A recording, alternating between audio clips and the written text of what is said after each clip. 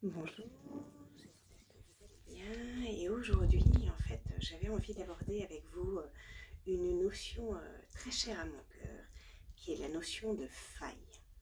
Alors, une faille, c'est quoi? Au départ, une faille en géographie, en fait, on considère que c'est une fracture dans l'écorce terrestre. Et je trouve que cette idée est particulièrement intéressante. Pourquoi? Parce que la notion de fracture, en fait, et de fracture dans l'écorce de la Terre, nous invite à penser à plusieurs choses. D'abord que la Terre pourrait peut-être être vivante comme nous, c'est-à-dire qu'elle bouge, elle n'est pas figée comme on pourrait le croire, et que le sol sous nos pieds bouge lui-même, et je trouve que ça nous invite à une forme d'humilité, et puis surtout parce que cette idée de fracture nous amène à penser évidemment qu'il y a un cœur de la Terre, un centre de la Terre qu'on pourrait aller visiter et auquel les volcanologues s'intéressent évidemment, et que à partir de ce moment-là, en fait, ce sont les fractures qui nous permettent en fait d'accéder au cœur de la Terre. Et je me dis d'une certaine manière que, eh bien, ces failles, puisque tel est leur nom, il en va de même en fait pour nous, que peut-être nos failles nous permettent d'accéder à l'intérieur de nous-mêmes.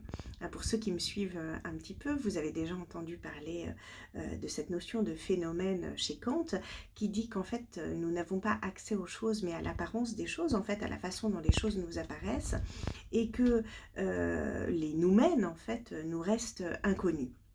Eh bien, peut-être que ces failles, en fait, nous donnent la possibilité d'accéder à l'intérieur des choses elles-mêmes, et d'accéder au nous-mêmes. Déjà, ça, c'est une première chose. Et puis, une deuxième chose, c'est que si on regarde ça d'un point de vue peut-être plus psychanalytique, on pourrait imaginer que toutes nos failles, nos actes manqués, nos lapsus, mais aussi ce que nous ne contrôlons pas dans nos rêves, eh bien, c'est ce qui nous permet, en fait, de nous donner un accès, peut-être une clé pour ouvrir la porte de notre inconscient.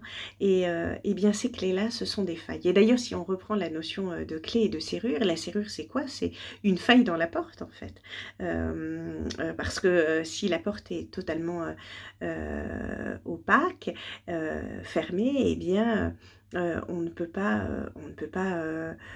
ouvrir. Il y a quelque chose dans la serrure. En fait, il y a un endroit où il y a une espèce de trou, de faille, et c'est ça qui nous permet en fait d'ouvrir la porte. Donc cette notion de faille m'est particulièrement chère, et j'avais envie de vous partager plusieurs choses par rapport à cela, plusieurs choses d'ordre symbolique. D'abord, j'avais envie de vous parler du kintsugi, qui est un art japonais en fait, qui peut se traduire comme jointure à l'or en français. Et en fait, c'est un art qui existe depuis le 15e siècle au Japon, et qui a donc été développé par des artisans japonais. Et c'est une technique en fait de réparation des objets qui permet de recoller et d'embellir les vases et autres objets décoratifs fait de porcelaine et de céramique, et l'idée étant en fait de revaloriser un objet qui est cassé en assemblant et en recollant ces morceaux, puis en dorant les fissures apparues qui, suite en fait au choc, à la chute de l'objet. Et je trouve que c'est particulièrement intéressant parce qu'on pourrait imaginer qu'il y a une philosophie évidemment sous-jacente à cet art japonais qui est très beau d'ailleurs, hein. Je vous invite à aller voir des pots fêlés. Et cette philosophie, en fait, c'est de retrouver l'histoire de l'objet et d'intégrer visiblement, de manière vraiment visible, à la réparation de la nouvelle pièce, au lieu de la déguiser, en fait, les failles. L'idée, c'est que le processus, d'une certaine manière, se traduit par quelque chose de plus beau que l'original, et ce processus, en fait, rend aussi l'objet absolument spécial et absolument unique puisque il n'y a pas d'objets qui sont tous cassés de la même manière. Donc la philosophie du Kitsugi est de considérer que lorsqu'un objet est précieux et qu'il se brise, eh bien il faut le réparer avec soin, mais sans chercher à masquer la dite réparation, ni la dite fêlure, ni la dite faille, j'ai envie de dire. Au contraire, il faut rendre la réparation belle et visible parce qu'elle permet de marquer l'identité de l'objet et de lui donner une identité particulière. Un peu comme si nous aborions, en fait, vous et moi, fièrement nos cicatrices. Et dans ce contexte, en fait, j'ai envie de vous raconter la légende du pot fêlé, qui est une légende chinoise, là pour le coup, et que je trouve extrêmement jolie. Et puis enfin, je vous partagerai quelque chose de très personnel sur cette notion de faille. Donc en fait, c'est quoi cette histoire? C'est une vieille dame chinoise qui possédait 2 grands pots, chacun suspendu au bout d'une perche qu'elle transportait appuyée derrière son cou. Un des pots était fêlé, alors que l'autre pot était en parfait état, et rapportait toujours une ration d'eau absolument pleine. À la fin de la longue marche du ruisseau jusqu'à sa maison, en fait, le pot fêlé, lui, n'était qu'à moitié rempli d'eau. Forcément, puisque avec la fêlure, il y avait de l'eau qui était partie. Et tout ceci, en fait, se déroulait quotidiennement, et ça a duré 2 ans. Et la vieille dame, en fait, ne rapportait chez elle qu'un pot d'eau et demi, puisqu'il y avait un pot intact et un pot fêlé qui ne rapportait que la moitié de la ration d'eau de départ. Bien sûr, le pot intact était très fier de ce qu'il accomplissait chaque jour, mais le pauvre pot fêlé, lui, avait honte de ses propres imperfections. Il se sentait triste car il ne pouvait faire que la moitié du travail pour lequel il avait été créé. Et donc après 2 années, en fait, de ce qu'il percevait comme un échec, il finit par s'adresser à la vieille dame alors qu'ils étaient près du ruisseau. « J'ai honte de moi-même parce que la fêlure sur mon côté laisse l'eau s'échapper tout le long du chemin lors de notre retour vers la maison. » Et donc il était vraiment triste de cette situation et il se rendait compte de ses fêlures et ça le rendait vraiment mal. Et alors la vieille dame lui sourit et elle lui dit: « Est-ce que tu as remarqué qu'il y a des fleurs sur ton côté du chemin et qu'il n'y en a pas de l'autre côté ?» Alors le petit pot lui répondit que non et elle lui dit: « Mais tu sais quoi, en fait j'ai toujours su à propos de ta fêlure. Donc j'ai semé des graines de fleurs de ton côté du chemin et chaque jour, lors du retour à la maison, eh bien grâce à ta fêlure, tu les arrosais. Pendant 2 ans, j'ai ainsi pu cueillir de superbes fleurs et décorer la table de la maison. Sans toi, étant simplement tel que tu es, il n'y aurait pas eu la possibilité de créer ces jolis bouquets et d'avoir cette beauté, ces fleurs pour agrémenter la nature et ma maison. Chacun de nous avons nos propres manques, nos propres fêlures, nos propres failles, mais ce sont ces manques, ces failles, qui rendent nos vies ensemble si intéressantes. Chaque fêlure rend nos vies enrichissantes et elles nous permettent de trouver ce qu'il y a de bon en elles.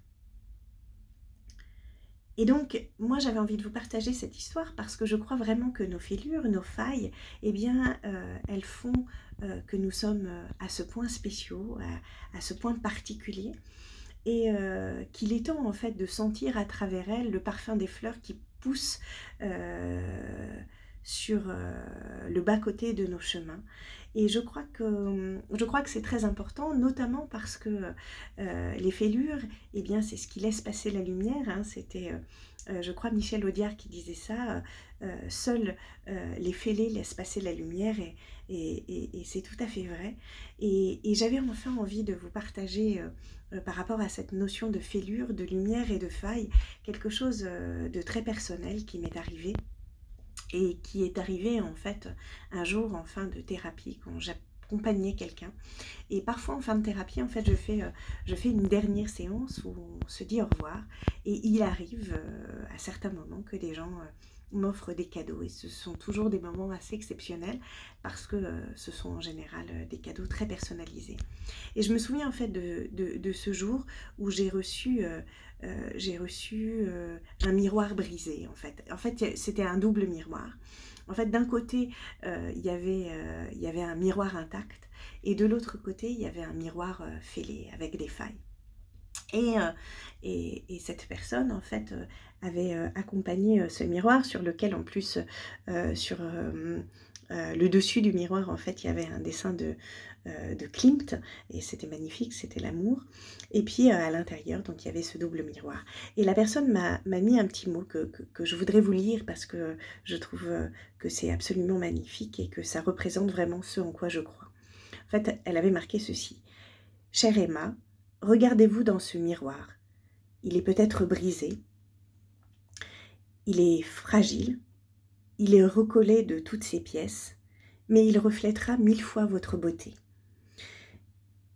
Il reflètera 1000 facettes de votre âme, vous aidant à mieux vous connaître.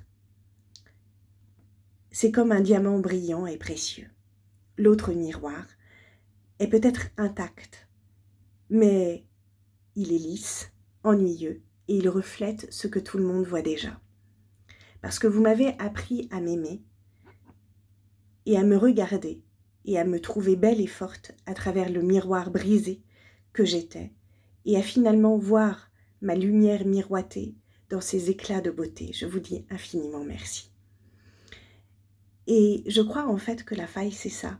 C'est quelque chose qui nous permet en fait de laisser miroiter notre lumière intérieure et, euh, et ça ne pourrait pas exister si nous étions opaques, si nous étions totalement pleins, parce que il n'y aurait pas ces zones de brisure qui pourraient refléter notre brillance et notre lumière de mille feux.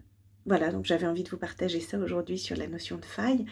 Et bien si cette vidéo vous a plu, surtout n'hésitez pas à la partager sur vos réseaux, à vous abonner à ma chaîne YouTube et à faire des commentaires, à mettre un j'aime, etc. etc. Et aussi à me solliciter pour d'autres vidéos particulières. Voilà, écoutez, je vous souhaite une excellente journée et surtout aimez vos failles, chérissez-les, elles sont vos plus beaux trésors au sens où ce sont des traits or, c'est-à-dire que c'est l'or à l'état le plus énorme, le trésor à l'intérieur de vous. Voilà, et vos failles vous permettent d'y accéder, un petit peu comme la terre. Je vous souhaite une excellente journée, au revoir.